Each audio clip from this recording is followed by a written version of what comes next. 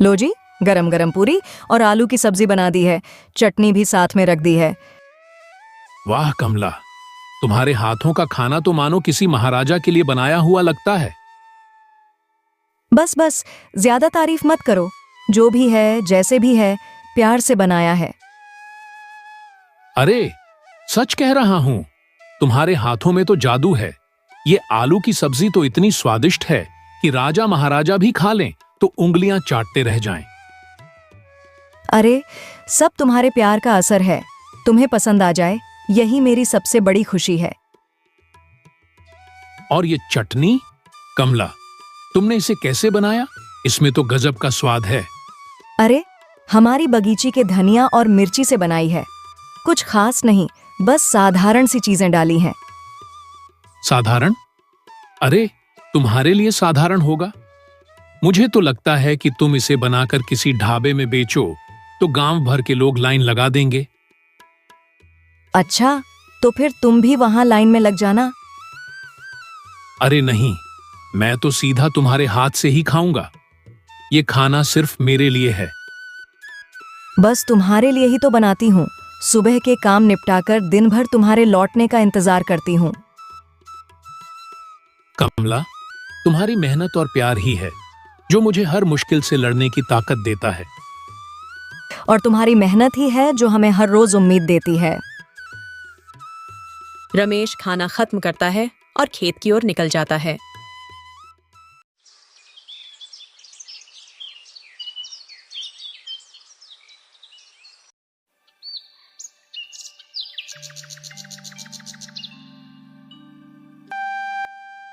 रमेश सुबह सुबह खेत पहुंचता है। काम करते समय उसका ध्यान बार बार अपनी पत्नी कमला पर चला जाता है। कितनी भाग्यशाली है मेरी जिंदगी जो कमला जैसी पत्नी मिली। हमारे पास कुछ नहीं होने के बावजूद वो हर रोज मुस्कुरा देती है।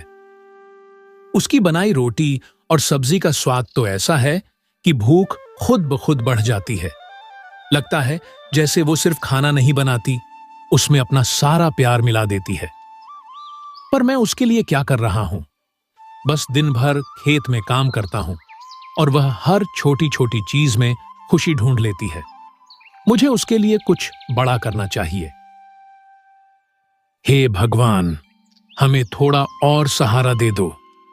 कमला के लिए मैं हर मेहनत करने को तैयार हूं। उसकी मुस्कान बनी रहे, यही मेरी जिंदगी की सबसे बड़ी पूंजी है। वह फिर से काम करने लग जाता है, लेकिन उसके चेहरे पर एक नई ऊर्जा और अपनी पत्नी के प्रति प्यार और कृतज्ञता का भाव झलकता है।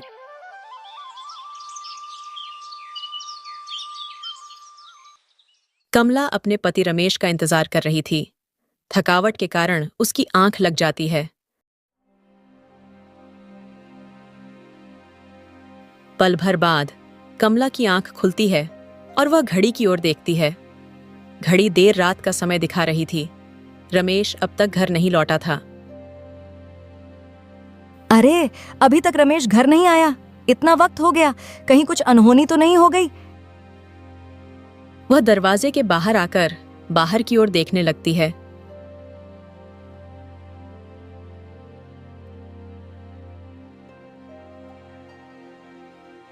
चारों तरफ अंधेरा और सन्नाटा फैला हुआ था। हमेशा तो सांझ ढलते ही लौट आता है। आज ऐसा क्या हुआ जो अभी तक घर नहीं पहुंचा? वह वापस घर में जाती है और सोचने लगती है। खेत में ज्यादा काम तो नहीं कर रहा होगा, या फिर गांव में किसी से मिलने चला गया होगा, लेकिन बिना बताए तो कभी नहीं जाता। कमला बार बार दरवाजे के पास जाकर झांकती और फिर घर के अंदर लौट आती है। उसकी चिंता बढ़ती जा रही थी। हे भगवान, रमेश जहां भी हो उसे सुरक्षित रखना। मेरी जान उसी में बसी है। उसकी आंखों में आंसू आ जाते हैं। वह परेशान होकर दरवाजे के पास बैठ जाती है और रमेश का इंतजार करती रहती है।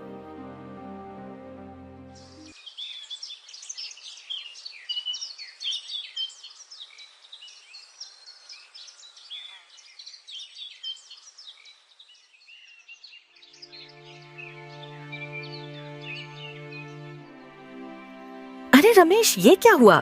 तुम ठीक तो हो? ये चोट कैसे लगी? भाभी, कल शाम रमेश भाई खाई में गिर गए थे। उनके पैरों में चोट लग गई है। डॉक्टर ने रात भर इलाज किया है। अब उन्हें घर लेकर आए हैं। डॉक्टर ने 2-3 महीनों तक चलने फिरने से मना किया है। हे भगवान, इतनी बड़ी बात हो गई और मुझे कुछ पता ही नहीं चला। रमेश, तुमने मुझे क्यों नहीं बताया? कमला, अंधेरा हो गया था और मैं जल्दी घर आने की कोशिश कर रहा था। अचानक पैर फिसल गया और खाई में गिर पड़ा। शुक्र है जो मेरा दोस्त उस समय उसी रास्ते से गुजर रहा था, वरना मेरा क्या होता। इसने मेरी पूरी रात देखभाल की है। आपने इतनी बड़ी मदद की, इसके लिए मैं ताउम्र आभारी रहूंगी। भाभी, इसमें कैसी बात? हम तो अपना फर्ज निभा रहे थे। अब आपको ही इनकी देखभाल करनी होगी। और भाभी, रमेश भाई को ज्यादा चलने मत देना, डॉक्टर ने मना किया है। आप निश्चिंत रहे, मैं इनका पूरा ध्यान रखूंगी।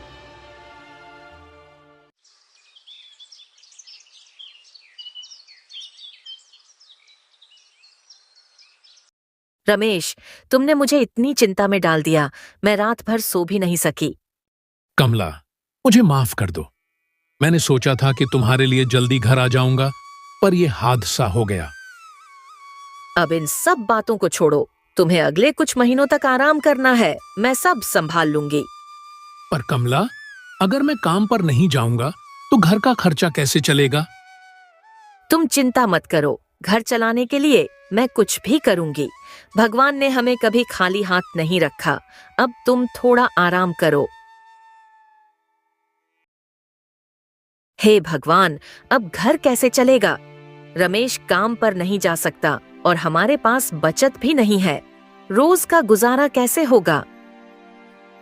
रमेश की हालत देखकर मेरा दिल टूट जाता है। उसे यूं दर्द में देखकर कुछ करना ही होगा, पर क्या करूं? कोई रास्ता ही नहीं सूझता। कमला चूल्हे पर राजमा बनाती है। खुशबू पूरे घर में फैल जाती है। लो जी, आज तुम्हारे लिए राजमा चावल बनाए हैं।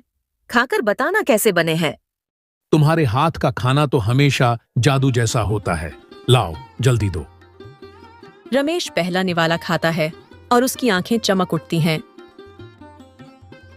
वाह कमला, ये राजमा तो इतना स्वादिष्ट है कि राजा भी खाएं तो तारीफ करे। तुमने इसे कैसे बनाया? बस वही पुराने मसाले और थोड़ा प्यार मिला दिया। प्यार तो जरूर होगा। इतना बढ़िया खाना सिर्फ तुम ही बना सकती हो। कमला रमेश की तारीफ सुनकर मुस्कुराती है, लेकिन उसके मन में एक ख्याल आता है। अगर रमेश को मेरा खाना इतना पसंद है तो शायद गांव वालों को भी पसंद आए। क्यों ना मैं गांव में खाने का ठेला लगाऊं। इससे कुछ आमदनी हो जाएगी और घर का खर्च भी चल जाएगा। कमला के चेहरे पर उम्मीद की एक झलक नजर आती है। वह अपने विचार को साकार करने की योजना बनाने लगती है।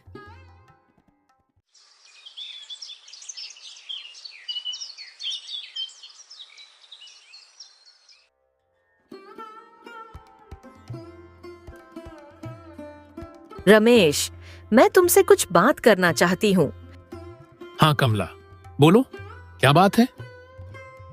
मैं सोच रही थी, अब जब तुम कुछ महीनों तक काम पर नहीं जा सकते तो हमें घर का खर्च चलाने के लिए कुछ करना होगा। ये तो मैं भी सोच रहा था, लेकिन समझ नहीं आ रहा कि क्या करूं। रमेश, मैंने सोचा है कि क्यों न मैं खाने का ठेला लगाऊं। मेरा खाना तुम्हें हमेशा अच्छा लगता है और शायद गांव वालों को भी पसंद आए। ठेला? लेकिन कमला, ये काम तुम्हारे लिए बहुत मुश्किल हो जाएगा। बाहर जाकर इतने लोगों के लिए खाना बनाना आसान नहीं है। मुश्किल तो है, लेकिन हमें कोई न कोई रास्ता निकालना होगा। मैं सारा खाना घर पर बना लूंगी और ठेले पर सिर्फ बेचने जाऊंगी। अगर मेहनत से कुछ पैसे आ गए तो हमारी परेशानी थोड़ी कम हो जाएगी। तुम्हारा खाना तो सच में लाजवाब है, लेकिन गांव के लोग, वो क्या कहेंगे? रमेश, लोग तो हमेशा कुछ न कुछ कहते रहते हैं। क्या हम उनकी बातों से डरकर अपना घर नहीं चलाएं? और जब हमें ईमानदारी से काम करना है तो किसी की परवाह क्यों करें? कमला, तुम सच में कितनी समझदार हो। मुझे तुम पर गर्व है। अगर तुम्हें ये सही लगता है तो मैं तुम्हारे साथ हूं।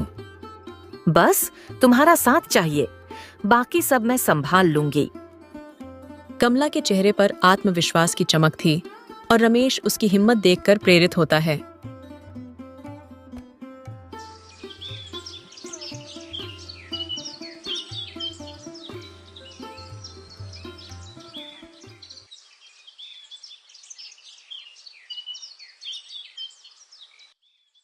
आइए आइए, गर्मा गर्म राजमा चावल तैयार है। ऐसा स्वाद जो एक बार खाएंगे तो बार बार आएंगे। जल्दी आइए, कहीं देर ना हो जाए।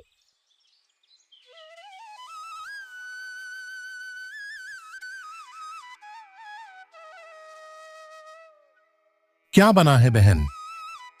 भाई साहब, गरम गरम राजमा और चावल हैं। घर के मसालों से बनाया है, एक बार खा कर देखिए। वाह, राजमा चावल ये तो मेरे पसंदीदा हैं। जल्दी से एक प्लेट मुझे दे दो।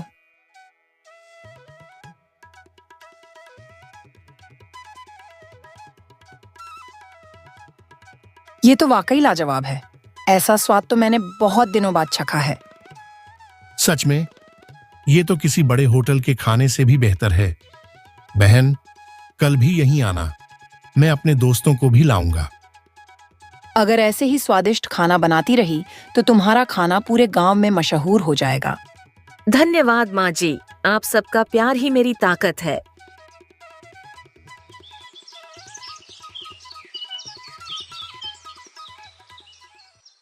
रमेश देखो, आज पहले दिन ही इतने पैसे कमा लिए।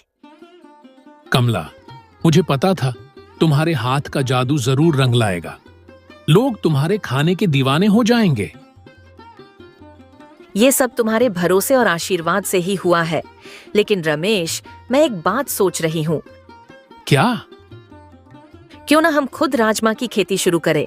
इससे लागत कम होगी और मुनाफा ज्यादा। विचार तो अच्छा है, लेकिन खेती आसान नहीं है। मेहनत से मैं पीछे नहीं हटती और तुम तो हो ही मेरे साथ। ठीक है, जब तुमने सोच लिया है तो कामयाबी हमारी होगी। तो कल से तैयारी शुरू करते हैं। अब हमारा सपना सच होगा। जब मेहनत और विश्वास साथ हो तो कोई भी सपना पूरा किया जा सकता है। अपने लक्ष्य को पाने के लिए नई दिशा में कदम बढ़ाने से कभी न हिचकें।